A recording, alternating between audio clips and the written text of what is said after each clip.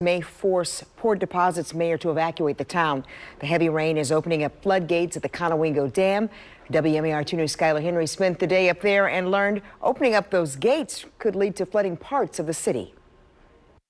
Yeah, the people here in Port Deposit say they aren't worried for now, but they are constantly checking the hotline at the Conowingo Dam, checking to see how many floodgates are going to open up. And that's because of this, the Susquehanna River being the highest it's been in the last 7 years. And officials say by the end of the week, it could be much worse. The waters flanking Port Deposit are creeping onto parts of the city's roadways. The rushing Susquehanna River rising as floodgates at the dam open one by one because of heavy rain. I'm worried for the people around here, man. They're just gonna flood.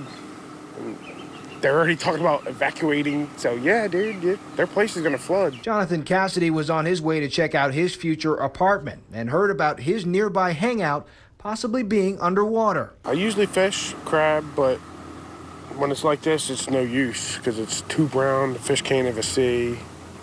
It's just a waste of time. For most of town, the river rise is part of life in Port Deposit. Yet Mayor Wayne Tome says the Susquehanna hasn't been this high in almost a decade. Usually spring thaws are a time where we have to watch, and then any hurricanes or tropical storms that get up in upstate Pennsylvania and New York, because the Susquehanna River Basin covers half the state of Pennsylvania, which drains into the river. Tome, who moonlights as the EMS chief for the Water Witch Volunteer Fire Company, says if 22 or 23 floodgates open, the city will have to take precautionary measures for safety. We now have flood forecasting, so people can have forewarning to get vehicles out, to get things up from first and second floors that may be inundated, so that they can save property. As the rain moves in from the north, those in Port Deposit, including its newest resident, will be watching and waiting. I don't know how people can live over there with the flooding like this. This is ridiculous.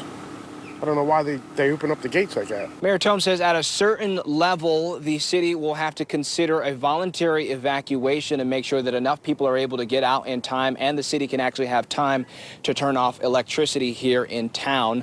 But it's a waiting game up to that point. Reporting here in Port Deposit, I'm Skylar Henry, WMAR 2 News.